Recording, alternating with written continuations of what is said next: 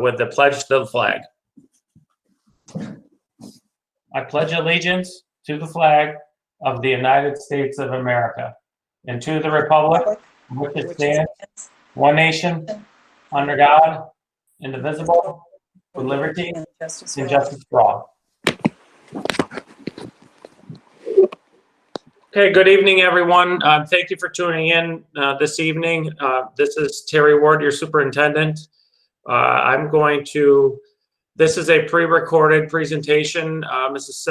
Samaro and I recorded it on Tuesday. So I'm going to go ahead and start the presentation. There will be time for questions via text or email, and that information is on the last slide of the presentation.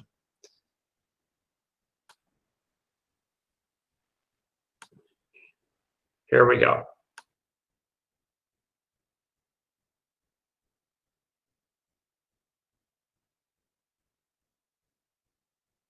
All right, good evening, everyone.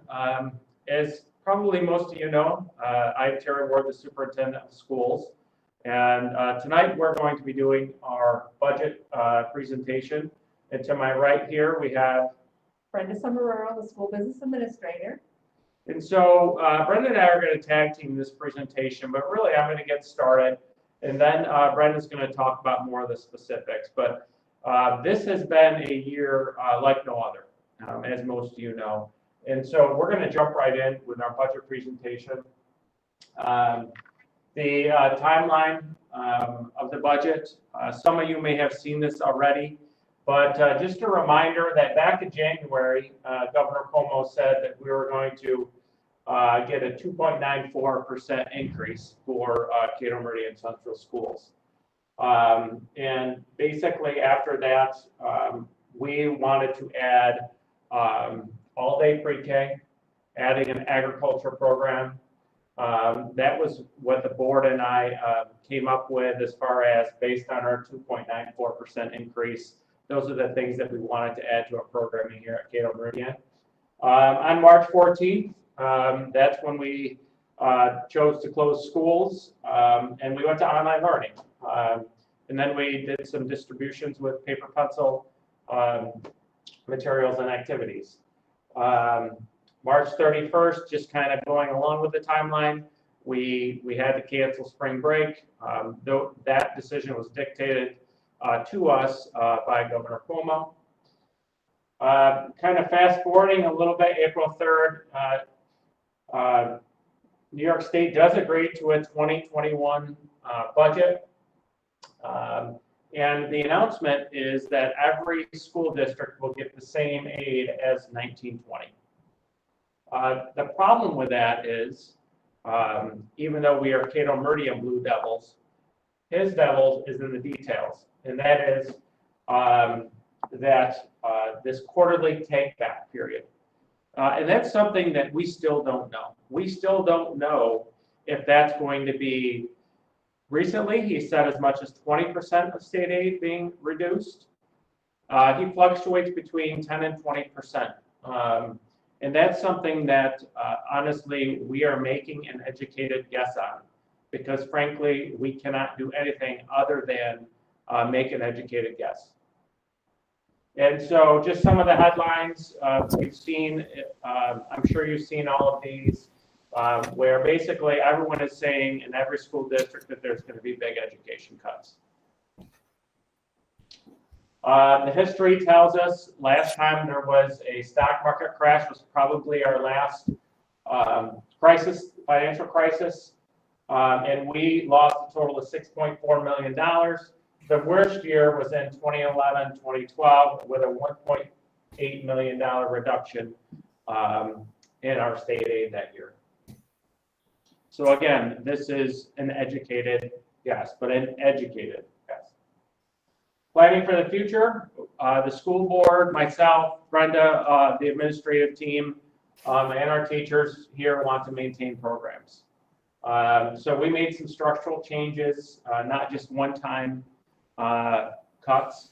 And that structural change, as most of you know, was the reconfiguration plan where 7th and 8th grade is going to our high school and we're going to have a pre-K through 6 elementary school. So 2 buildings versus 3 buildings. The budget adjustments that year are for those structural changes will help the district financially year after year. And the cuts will be made through attrition whenever possible. So the reconfiguration plan, I will tell you that it saved at least 4 to 5 teacher level positions in our school district. We did offer a retirement incentive. Thank you to the Board of Education for allowing us to offer a retirement incentive. That resulted in 4 teacher retirements, and that did save current teaching positions. It allowed us to continue to keep hold of adding all-day pre-kindergarten, because again, we think that that's really important for our kids. And it also allowed us to keep the agricultural program that we started talking about back in January.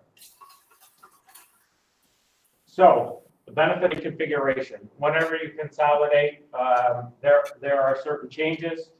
The changes that we made were 7 through 12. Most teachers are certified 7 through 12. So when we combine 7th and 8th grade teachers over to the high school, it creates more opportunities for teachers to teach. One of the things that it eliminated was traveling periods, because by teacher contract, our teachers got a traveling period each time that they had to be shared between the middle and high school, for example.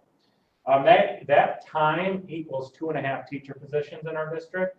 So that took that away for us. The other piece is it consolidated office staff. Quite honestly, the savings in that particular is we closed the middle school office, but now both in the elementary office and the high school office, we now have secretarial level positions in those offices. Whereas before we had teaching assistants helping out in those offices. So, so again, office staff is probably not a complete savings there, but also secretarial positions in each of the offices. Consolidates administrative staff. One of the hardest things that I have to do as a superintendent is talk to folks about possibly a reduction. And for us, we did consolidate an administrator. It consolidated teacher assignments. It consolidates the student services. What I mean by that is instead of two or 3 different counseling offices, we've eliminated one of those. That allows for staff reductions throughout the year after year, and I'm going to get to that in a little bit. So those were our benefits. Results of staff configurations. So you're probably asking yourself, well, what did that mean for our school district this year? It did result in a reduction of an administrator. And also, it does result in a reduction of office staff, meaning that teaching assistants will no longer be helping in the offices. It did reduce 2 7 through 12 English teachers. One of those English teachers is resigned due to the person moving out of our region, and we did have one layoff in the English teacher position. However, that particular teacher was in our learning center in the high school. Reduction of technology teacher. All courses that we were currently teaching are intact, and so we were able to provide the same level of teaching with reducing 1 technology teacher. And a reduction in a 0.5 family and consumer science teacher. And again, all of those courses are maintained with those reductions. So resulting from our consolidation efforts, this is really the screen as far as how many people are being laid off. I will tell you there are 4 positions, one administrator position, and 3.5 teacher positions that will be laid off next year. 2021 budget. What does it mean for us with all of these changes? Budget to budget decrease of $948,789. I've looked back over the last 10 years. We have not had a budget to budget decrease. And that's almost $1 million. What is that based on? It's based on our educated guess that we're anticipating 10% less in state aid in our school district. And again, that is, it's a very educated guess, but it still is a guess. And there are some unknowns that we don't know about next year, for example, that are still on our minds. Class sizes are still relatively small. We've been enjoying class sizes, even in our electives in the high school, of sometimes 1 and 2 students. Those particular courses, we're saying no less than 5 students in our high school in a particular course. So we are still very small when it comes to class sizes, especially in our high school and especially some of our electives in the high school.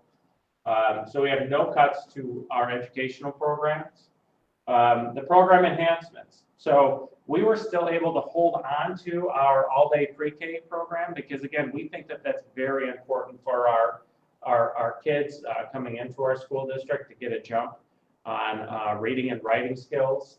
Our agriculture program, yes, we still kept that in the budget. We plan on doing agriculture program and introduction to agriculture starting maybe in 7th and 8th grade and then continuing on to high school courses. The implementation of a new reading program, that's something that through strategic planning we've been working on over the past couple of years, and I'm proud to say that we're able to purchase those materials for next school year.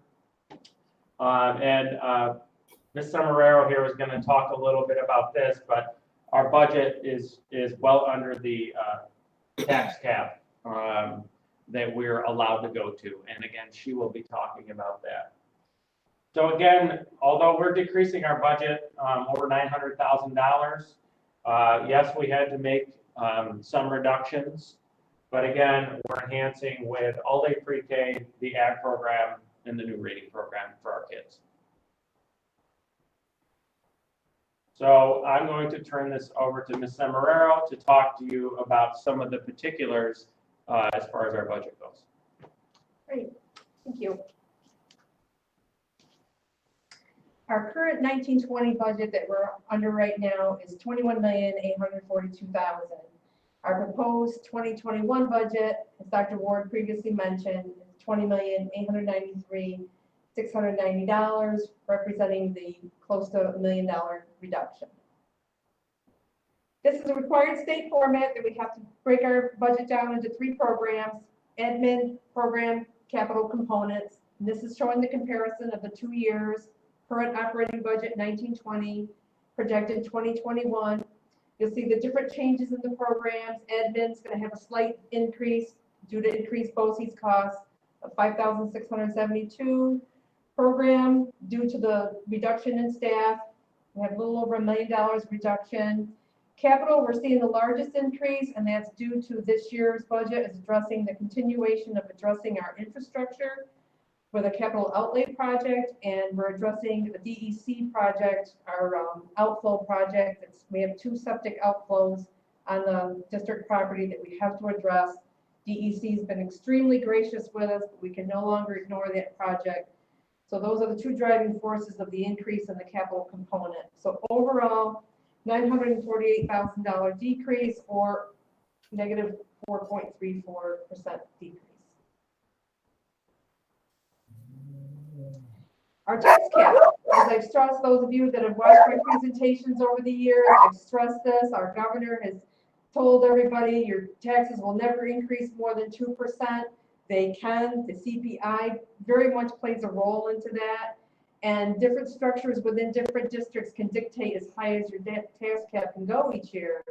Our current year, we could have gone as high as 4.29%. We didn't. We held it at 2.5%. Our projected budget for next year, we could have gone as high as 4.7%. And as you'll see in a future slide, we're holding it at 1.9% this year.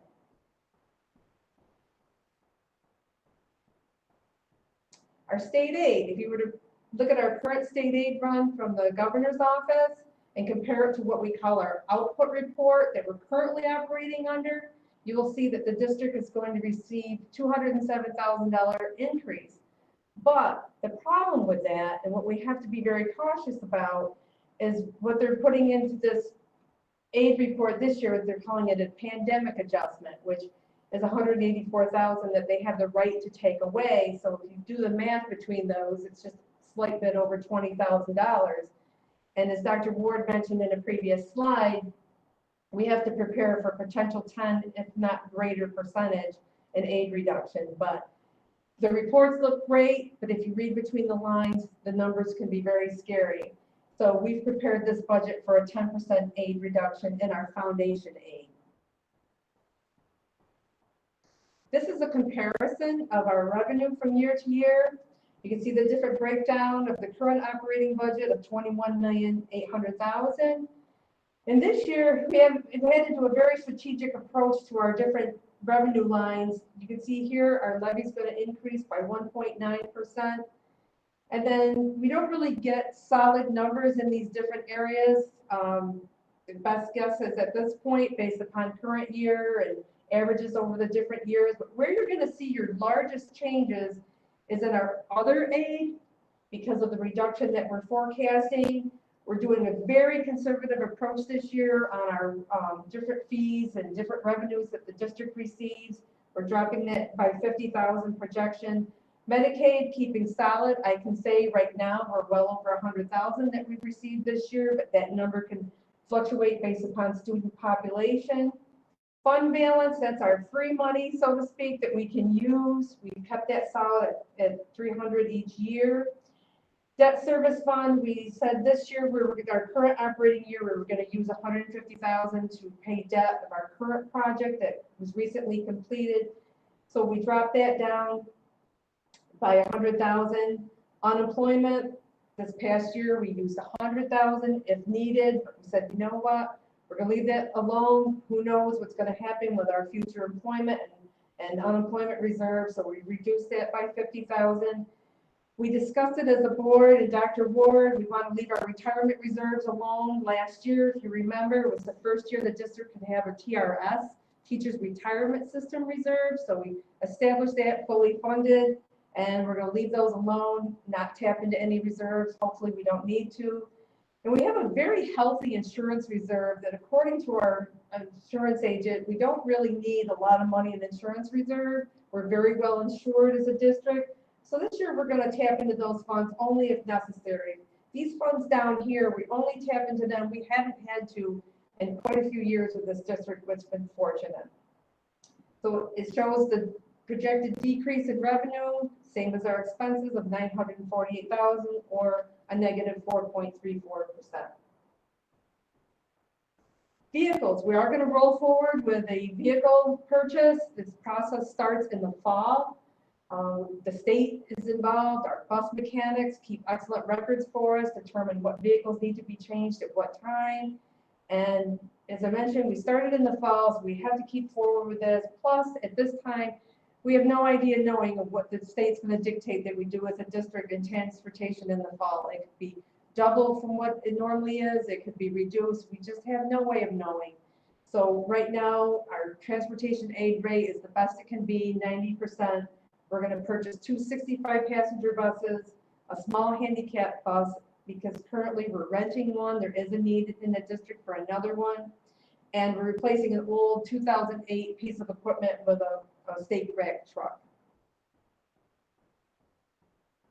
This is a state mandated format. It's called our property tax report card. The actual form is filed online and filed with the state.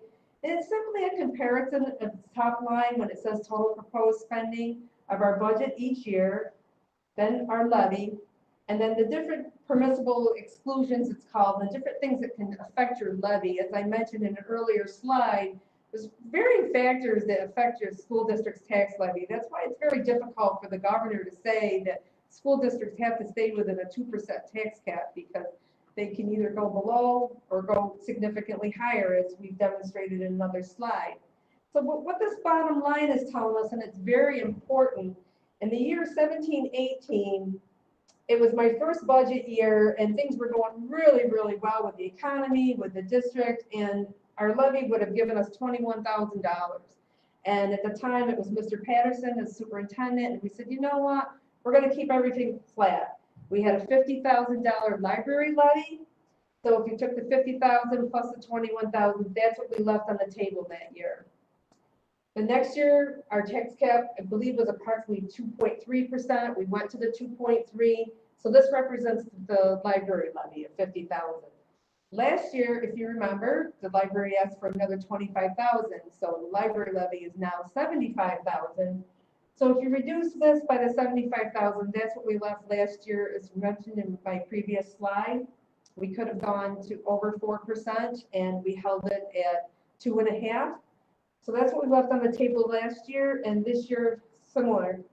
If you reduce this by $75,000, because we could have gone to 4.7, but we're opting to go to 1.9, that's what we're leaving behind. This is our historical tax levy that you've all seen several years. And the nice thing that I'd like to point out, if you take an average of the last 10 years, this district has increased the tax levy by 1.6% over the last 10 years if you average all the different levies, which has been phenomenal. We're estimating this year comparison at 18.42% levy. And what I'd like to point out is that can change your personal assessment. Lots of things in the town assessments can change that number. We set the rate based upon what we know at this time, but that number can change.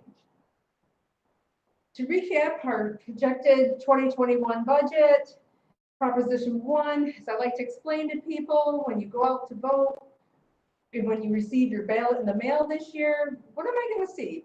What am I voting on? Your Proposition number 1 is our proposed budget, which is $20,893,690. Pre-K will transition to all day. We're adding an agricultural program. We're implementing a new reading program, and we're addressing a DEC project, or the formal name is a discharge modification septic outflow project. We're also continuing with our capital outlay projects. Those have been very good for this district. So that's your Proposition number 1 recapped. Proposition number 2 is our vehicles. 2 65 passenger buses, 1 small handicap accessible bus, and 1 safe rack pickup truck. Our annual budget vote, as I'm sure most of you know by now, is changed dramatically. If you remember, you would come to the district and vote, cast your ballot, and then the results would be determined by the end of that evening. This year, the statewide budget vote is June 9th, 2020. All voting will be done by absentee ballot that you'll be receiving in the mail if you have not received it already. Each household will receive 1 ballot. You can contact our district clerk, Gwen Merriam, to receive an additional 1 if necessary. And this is very important to know, all absentee ballots are due in the district office by 5 p.m. June 9th via the United States Postal Service. No absentee ballots will be accepted by in-person. They all have to be accepted through the mail. Please vote for our budget.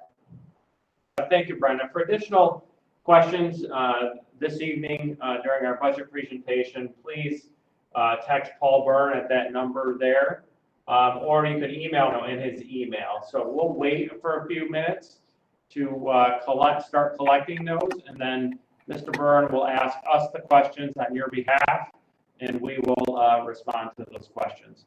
Again, thank you for supporting our school district. It's been an incredible year. Hang in there, and remember to come out and vote for our school budget. Thank you.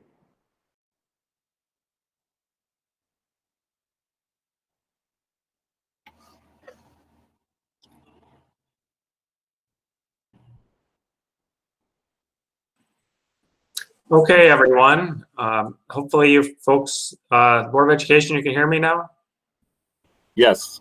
Okay, so we'll leave that last slide up there while we, while we collect questions via text or through Mike Lee's email address.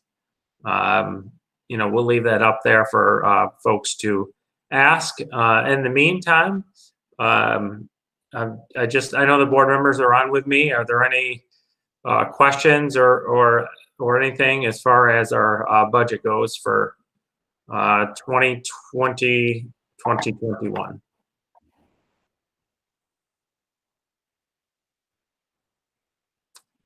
I do want to thank Mr. Berube. He's been behind the scenes and helping us with not only this public budget presentation, but with our Board of Education meetings. All of these are archived on our website. All you have to do is go to the Board of Education tab, and you can view this presentation again, or any of our recent board meetings. So thank you.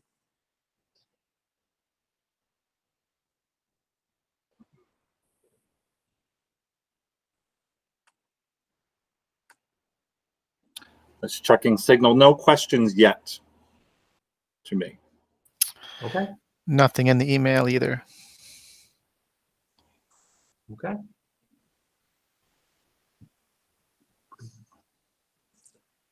I'm going to hit stop presenting here. So I think you all have to look at me now. Is that right? Yeah. Thanks, Terry. Yeah, sorry. Wait.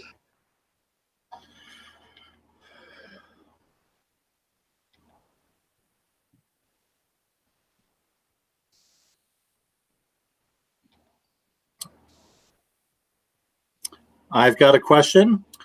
Do you plan to have money set aside in case we need to do online schooling?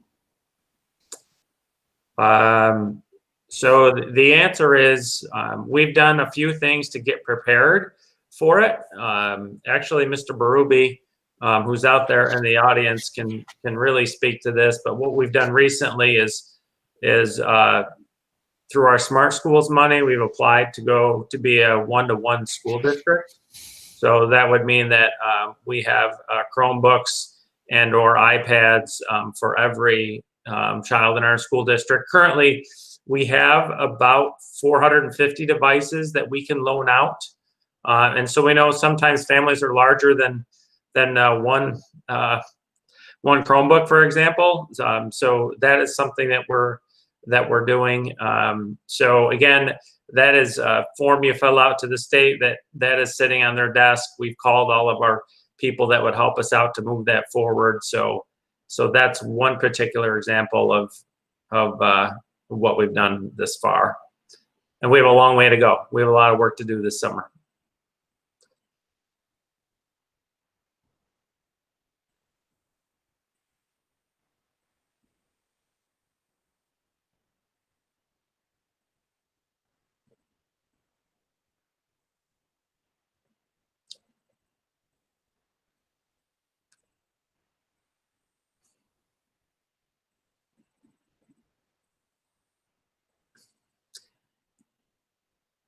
It's a beautiful night out there. Maybe everyone's outside.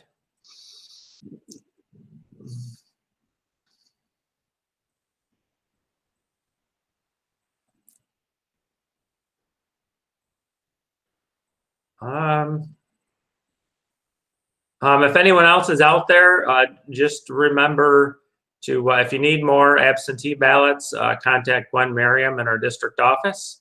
If you leave a voicemail, please, if you would, leave your name and address for Gwen. She will get them right back out to you.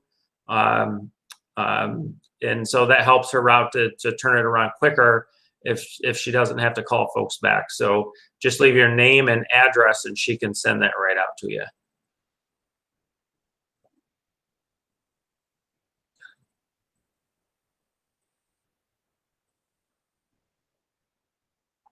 Okay. Okay.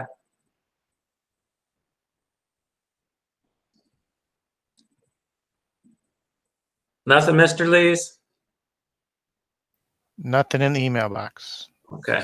I just have to stop refreshing the wrong tab because that's why I keep dropping off the meeting. I refreshed the wrong tab and it Oh, disconnected. maybe that's what Paul did. But, I'm checking the email box and nothing yet. Okay.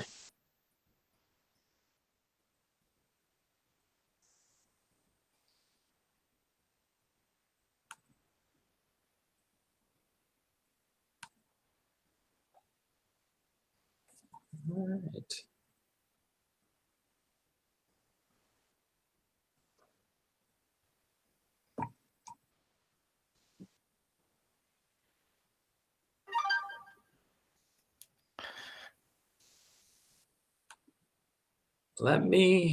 Oh, there's Mr. Byrne.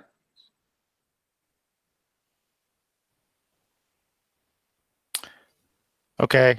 I have a, Paul, Is you're Paul just back there? muted. Just so you know, you're muted right now. Okay, Mr. Lees, go ahead. Paul forwarded me a question. Is there a reduction in teaching assistants? We haven't gotten to that point yet to figure out our needs. We had to really redo the whole district schedule with the reconfiguration. And so we are at a point now where actually every teacher has learned about their assignment for next year. And so we have the whole pre-K through 12 master schedule. It shouldn't be too much longer before we know where all the teaching assistants will be next year. So we really can't answer that question yet. Okay. We may have a problem with this one then. It's a follow-up. Will kindergarten still have an assistant in each room? What we have talked about administratively is having a teaching assistant for English and math in kindergarten classrooms. Now, some classrooms in kindergarten will have, for example, more TA support than that, simply because there's students with disabilities and things like that would be in there all day, in addition to the teaching assistant that would be in the classroom for math and ELA. Okay, and what are the current projections for class sizes for kindergarten and the new pre-K? I don't know the exact numbers, but I will tell you they're not much different than last year. We didn't really make any cuts at the elementary school as far as teacher level positions. In fact, we added the pre-K position, teaching, teacher level position. So there really haven't been too many tweaks to that. So you can pretty much assume your class size will be the same as the previous year, give or take one or two. Okay.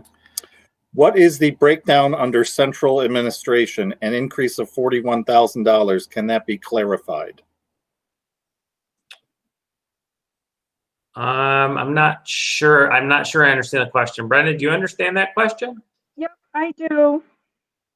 Central administration is the line for our superintendent, and it's due to increased costs for our superintendent. It's his salary, his benefits, his travel, supplies. It's a superintendent, central administration solely for the superintendent. Okay. We have a question. Someone would like to know why we're buying the flatbed truck with all the cuts and whatnot. Another question would be why only one ballot per household when there's a husband and wife and so on in the same household? All right. Do you want to take the truck one, Brenda, and I'll take the ballot one? Sure. As I mentioned in the presentation, when we purchase new vehicles, whether they be buses or maintenance type vehicles, the process starts in the fall. And we previously had 4 maintenance vehicles with the district. Now we have 3. So this is replacing one of those 3. And if you noticed in the presentation, I mentioned it was a 2008. Vehicles just get to the point, as I mentioned, our mechanics maintain meticulous records for us, and it gets to a point they're just not worth maintaining anymore. So the process started in the fall with the planning. We work with our bonding company, receiving state approvals to get the aid. So it's a lengthy process that started in the fall, and so we felt it was necessary to move forward at this time. As far as the ballot question goes, we worked with our attorney's office very closely because all the rules have changed as far as voting this year, and they recommended to us that we mail one per household. Part of that also is simply it costs basically $1 for us to send every envelope that we send out, and so we went with the option of contacting our district clerk for additional envelopes. Okay. If the budget doesn't pass, what is the alternative? That's a really good question. We've asked that question, and no one seems to know the answer. Simply because the timeline to July is very, very short. Typically, in a regular budget year, you could basically do 3 options. 1, put up the same budget for a revote. 2, put up a different budget for a revote. Or 3, not have another vote and go straight to a contingency budget. So quite honestly, that's not clear to us from the governor's office. Okay. With the middle school being eliminated and unoccupied space expected in September, is a concern with our kids being placed closer together in the high school and elementary when rooms will be empty in the middle school with the COVID-19? Yeah, I mean, we have those. Obviously, we're worried about that as well. It's going to be part of our plan to re-enter. We've got, like I said earlier, we've got a lot of work to do this summer to make sure that we return safely. So, eliminating those classrooms, from use may or may not actually make the difference. Many plans out there have talked about, 5 students in a classroom. Well, if that's the case, then the middle school classrooms wouldn't be enough to do what we need to do. So it still kind of remains to be seen, but it's nice to have just in case that makes a difference for us. We may end up revisiting that. Who knows? That's one of the unknowns out there. Okay. Can you explain the $360,583 decrease in the teaching handicap line? What is being decreased? Teacher services like PT or speech or other programs? Part of that, Brendan, you can chime in after. Part of that is some of our high needs students have either moved or graduated from our school district.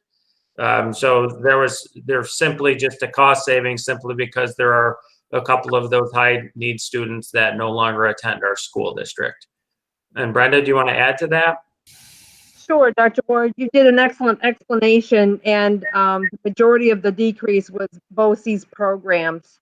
Liz Kupiak, our special education director, monitors that very closely, and right now she said for next year we don't have the need for the services at BOCES that we've had the current year. So the majority of the $360,000 decrease is BOCES services that won't be needed next year. And additionally to that, I do know of a particular student who will no longer be going to a BOCES classroom, but will be coming back to district. And so there obviously is a savings there when a student comes back to the district. Okay. That's all the questions I have so far. Okay, I've got some email ones. Yep. One was from Ross Scheckler. What is the anticipated enrollment? Next year? Yeah. It's for us, it's about the same. It could be 10 less students. It depends on our pre-K program and how many students register, simply because it's unknown, because when we go to a full day program, we're anticipating more kids will actually end up in pre-kindergarten, which might keep our population pre-K through 12 stable. So that's a hard question to answer, but it does fluctuate typically between 10 and 12 students less a year. But next year might be the exception because of more all-day pre-K students. Okay. Well, it's a comment from Ross Scheckler. The image quality is subpar. Another one from Ross Scheckler asking what the superintendent's total salary is.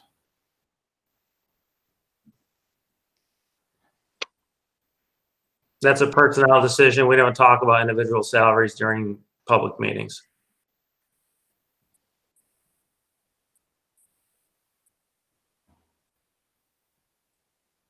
That's all I have.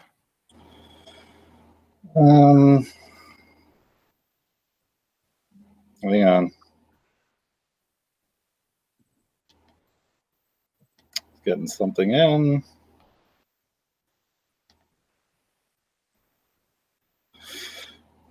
There's a question about the $41,000 increase to the central administration position. Is there a way to forego that in hard economic times? It seems high in tough times, and I'll answer that. Again, we don't talk about personnel matters, but I will say that I'm very happy that we have Dr. Ward, and he's doing a fantastic job for us. And so he's representing our community well. He's working overtime, and his leadership has been very important in what we were able to get done for this budget. So thank you.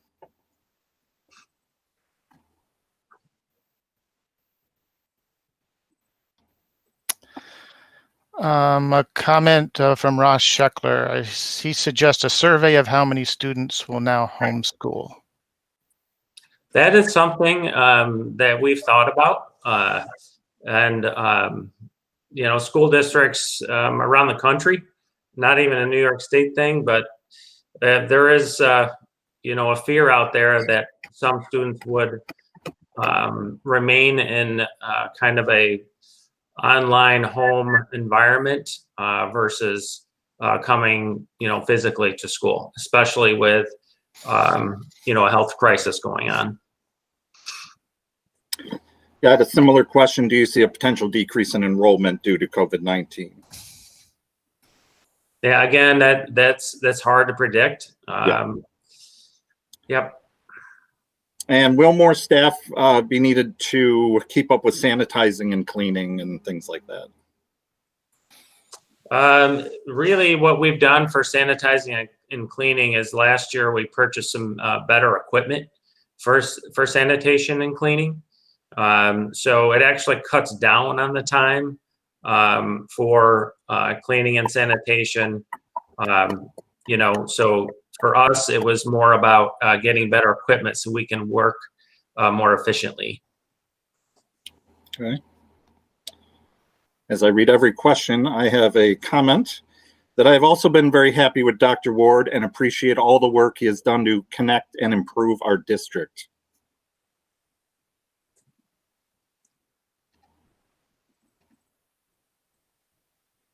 And that is current for me. That's all the questions I have so far.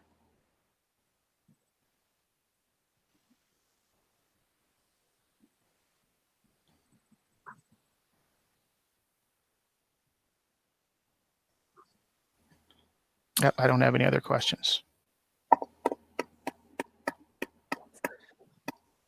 Okay. Again, this video is posted on our under our Board of Education tab on our website. You can view the presentation from tonight anytime you wish. Hope everyone's doing well out there. Yep.